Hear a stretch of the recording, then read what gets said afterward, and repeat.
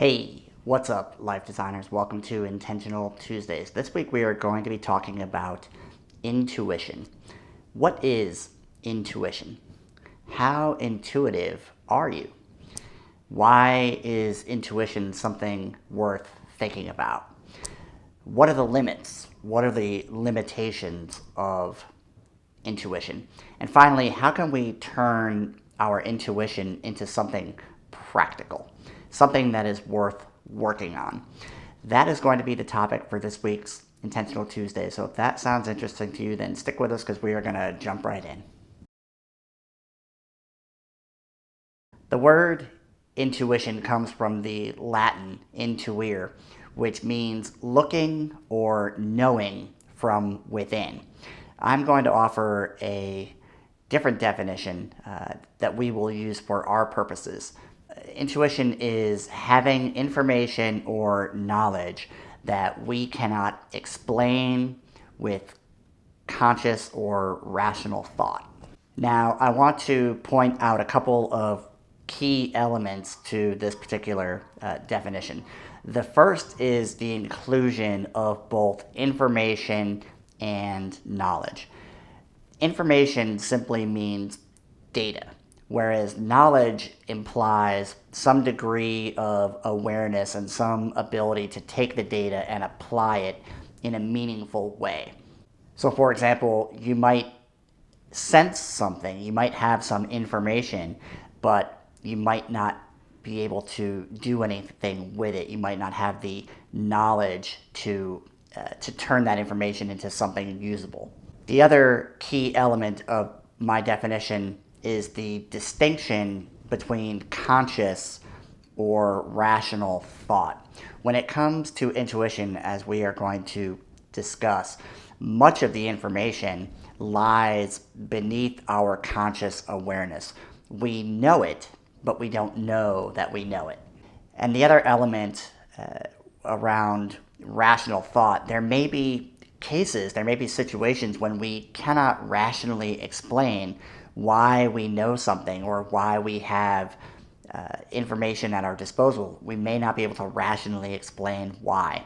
So it's important that our definition of intuition accommodate both the subconscious or the unconscious awareness, but also the potential lack of rationality to explain why it is we have access to information or knowledge. I find that intuition often gets a bad rap, and there are a lot of stigmas about the subject. In fact, there have been research studies that ask people if they feel intuitive, but people will indicate that they feel intuitive, but they resist or they don't share these feelings with other people out of fear of being judged. People often think of intuition as being something that is spooky or mystical or paranormal or supernatural. As you will soon learn, intuition doesn't need to be any of these things. I think there's a common misconception that intuition is supposed to be somehow infallible, or it's supposed to be some kind of a superior source of information in every case, that we should somehow always follow our intuition. Again, this type of stigma causes rational, logical people to reject the idea of intuition out of hand. We are, of course, going to reject the concept that there's some magical force of knowledge that is never ever wrong and that we should follow unquestionably in every single situation. It's really easiest to understand intuition as existing within 5 different types. The first 2 I tend to group together because they are really dealing with us as individuals, and I call this the physical and emotional intuition. The physical, of course, is more associated with direct physical reactions that our body might be experiencing, signals that we might be receiving that show up in a very physical way Very often, this type of physical intuition is in response to a dangerous situation or some kind of an imminent threat. The emotional side of the equation is our ability to sense our own emotional states. We may be having an emotional response to information and being able to notice or to respond to that emotional shift. That would be what we would call emotional intuition. And together, between the emotional and the physical, we often talk about the sources of knowing within ourselves as being the head, the heart, and the gut, as being the three sources of knowing, or the sources of intuition.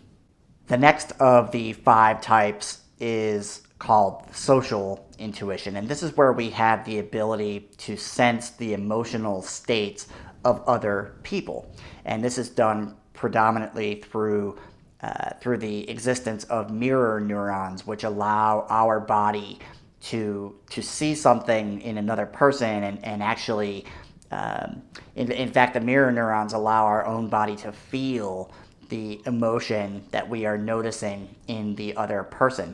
And this is, of course, where the feeling of empathy comes from.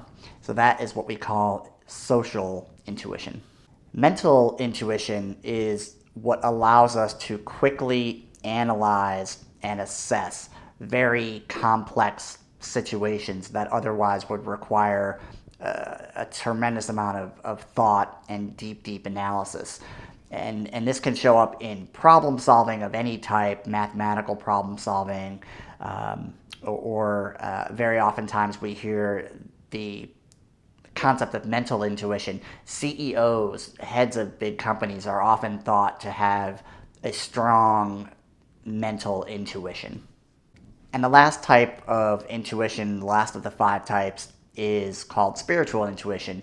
And this is the intuition that allows a person to have a direct knowledge of God or the Creator, or if you prefer to stay away from language around God, if that's not something that suits your belief structure, a spiritual intuition would allow you to have a direct connection. You would realize the interconnection of all sentient beings, for example, or some kind of a transcendent experience.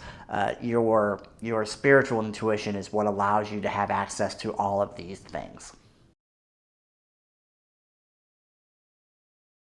So my focus with this video series about intuition is to really make intuition practical, to make it something that is useful for us on a regular day-to-day basis. And in the interest of making intuition more practical, I would like to offer 2 simple shifts, paradigm shifts, if you will, about the way that we think about intuition. The first shift is a shift from thinking about intuition as a source of knowing. And rather than thinking of it as knowing, I would suggest that we think about intuition as a listening technique, as a practice of listening. Our intuition is just one source of information that we have at our disposal at any moment in time.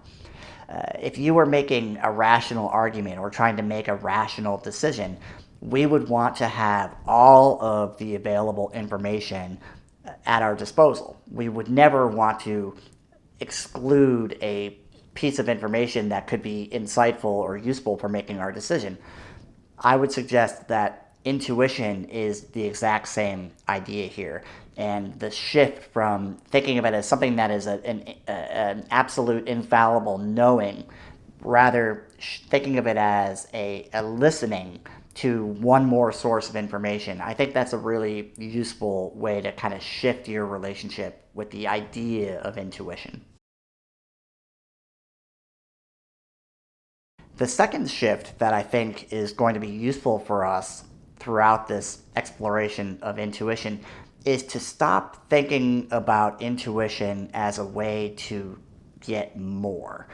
Intuition isn't about getting more. In fact, I would say that ambition is the enemy of intuition. The more that we try to force intuition, particularly towards a specific end goal of getting, more accomplishments or getting more of something, intuition is going to fail us. Instead of thinking about intuition as an ability to get more, I suggest that we shift to thinking of intuition as an ability to be more. Cultivating intuition is about understanding ourself in a better way, because intuition is ultimately an authentic expression of who we are, and it's an authentic expression of our interpretation of a particular situation. So closing off our intuition is in fact a closing off a piece of us. So I really think that this shift from thinking of getting more to being more is a really useful one that's going to serve us throughout this exploration process. So I hope you enjoyed this week's episode. It probably feels like there's a lot more to explore and to learn with this concept of intuition, and I totally agree with you. The next few weeks are going to be dedicated to this topic. We're going to be looking at intuition from a few different angles. Next week, we're going to go deeper into making the case for intuition, why it is important, and then also looking at the counter arguments as to where some of the limitations of intuition might be. And then in week 3 of this series, we are going to really look at, okay, how do I cultivate my own intuition? So I really look forward to seeing you for weeks 2 and weeks 3 of this 3-part series. As always, I appreciate your time. I appreciate your attention. If you are having fun with these Intentional Tuesdays, I always appreciate it if you can recommend it to a friend or a family member or a colleague. It's always the more the merrier is how I like to think about it. So with that, I look forward to our paths crossing again in the future. And until that day, I wish you all the best and prosperous journey. Take care.